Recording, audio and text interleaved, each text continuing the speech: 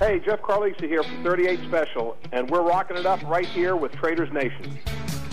Welcome back. You are tuned in to Traders Nation. My pleasure to have with us here today Jack Roberts. He's options strategist at Simpler Trading. Jack, welcome to Traders Nation. How are you today?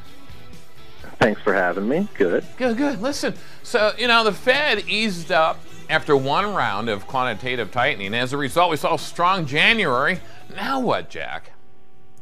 Okay, so me and my colleagues, we were talking about this in mid-2018. I said, if we do go, into that, changing of interest rates policy, then yes, we're going to probably start a bear market. But what I was saying was we might possibly see the biggest fake out that we've seen in a long time, and that's exactly what happened. So what happened was we saw 25% retracement across the market essentially in late December. Everyone was talking about it. Sure. But now Powell wants to play ball. Interest rates are going to stay the same at least, and also there's some talk about him being maybe not so consistent with his words. But right now I think the street and some of my other colleagues are thinking, okay, well, I think we've gone right back into a bull market.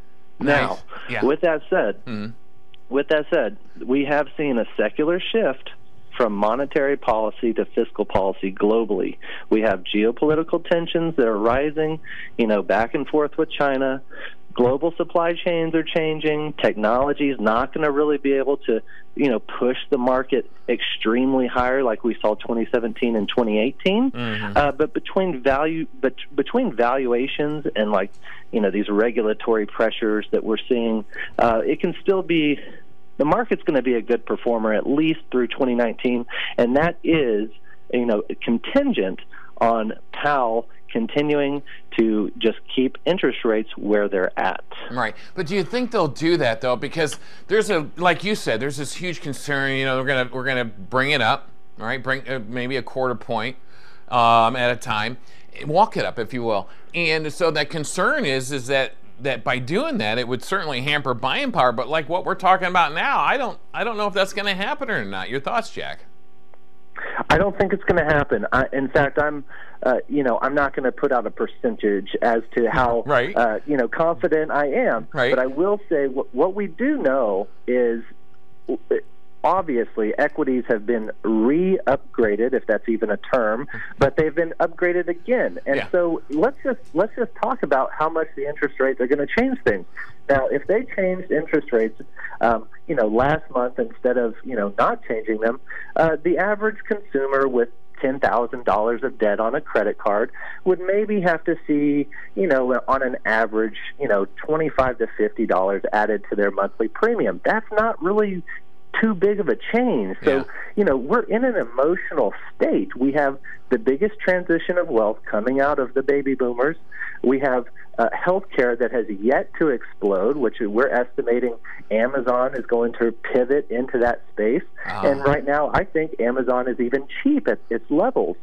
The other thing that I'm looking at is the big funds, at least the top 10 investment firms, are really leaning into any weakness. Okay, they have a lot of information, probably more than the average consumer, on what's going to succeed and what's going to fail in 2019. But I do know that based off of, the market environment, it's profitable for them to lean in to any of this weakness.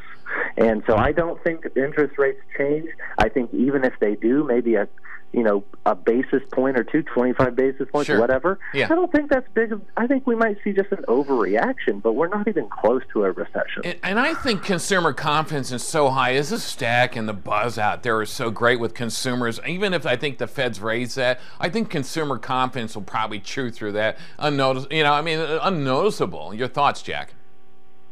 Absolutely. So I think the first thing that'll go is going to be consumer discretionary. Where do you not really spend your money most of the time? So, airplane trips, vacations, things that aren't really happening too often in each individual's lives. But other than that, dealer inventories are down about 80%. There's been debt. Okay, so let's talk about debt for a second, Let's do that. So, all right. So, a lot of countries on our planet they have their debt denominated in the U.S. dollar. Right. Now, they may not have, their currency is not the U.S. dollar. So what does that mean? That means it's more expensive for these poorer countries, like, Southeast Asia countries, a part of China, some Europeans. What we have is it's harder to service that debt. So we're feeding a back loop that's become unsustainable. I do know that, if you look at stocks and options, we always revert back to the mean, right? So if we, deviate from the mean, we'll always fall back to it. I think we're in cloud nine, but I don't think this comes to an abrupt stop. Right. I think that globally, with a strong dollar, it's going to hurt. We're already seeing Europe, Canada, a lot of these countries really starting to find that weakness. I think Canada is a great example. Canada right now is the most cash rich it will ever be in the next 30 to 50 years. That's based off of population. Right. In the 70s, they forgot to start having babies again. They don't have the consumer base to spend money and to create new markets. Yeah. So we do have global weakness on the horizon. Moments ago, minute and a half or 2 minutes ago, you mentioned about baby boomers, and I certainly want to touch on that because it kind of ties into our consumer confidence, right? Consumer-driven economies are great, government economies very bad, and so here we have this baby boomers, they're retired or retiring. And so, based on that thought pattern, they're not really spending that money, are they? So they're kind of switching. They're shifting their investment portfolios, aren't they, from spending to more of a income-based portfolio, aren't they? So wouldn't that hurt kind of that consumer confidence area? That's a good point. Two things on that. So, yes, they are retiring. And there might be a slowdown of that spending, but spending power, it really isn't going to be affected. The thing that we have, kind of like the ace in the hole, right, is we have the millennial generation not only creating new tech and new markets, but we are creating products. We're consuming more than any other generation, and we're going to be able to be large enough to take care of the retiring baby boomer generation. Now, I don't think that the baby boomer generation is just going to stop spending money. Right. I think what you're going to see is an increase in subscription services. Okay. You have Amazon already. You have some other subscription services that are well groomed, and I think just as long as we don't have some type of weird crash in the dollar or some type of, Powell's not going to come out and raise interest rates, extremely large and surprise everyone, and then all of a sudden we're all doomed. Right. I think the baby boomer generation I think the spending, at least from some of the colleagues of mine on the street, we're thinking it stays about the same. Yeah. Because what you have is there's a weird thing where we do have that opportunity gap and we do have a wealth gap based on just how our economic structure has been formed over the past 20 or 30 years. There are going to be some people that hurt from this. There are going to be some people that thrive in this. The people that have thrived so far are the people that have been in the stock market. So, yes, I think it continues to be a difficult environment depending on how old you are. But overall, we're not seeing a stopping in consuming. We're actually seeing growth. I'm not really sure how accurate the GDP numbers are right now, and I also hesitate to say how confident I am in this unemployment number.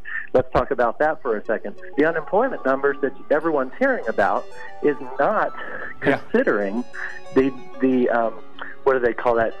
One moment. We're out of time. I tell you, we're up against a hard break.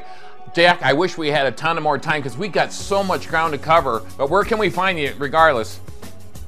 Absolutely, no problem. You can find me at simplertrading.com/traders.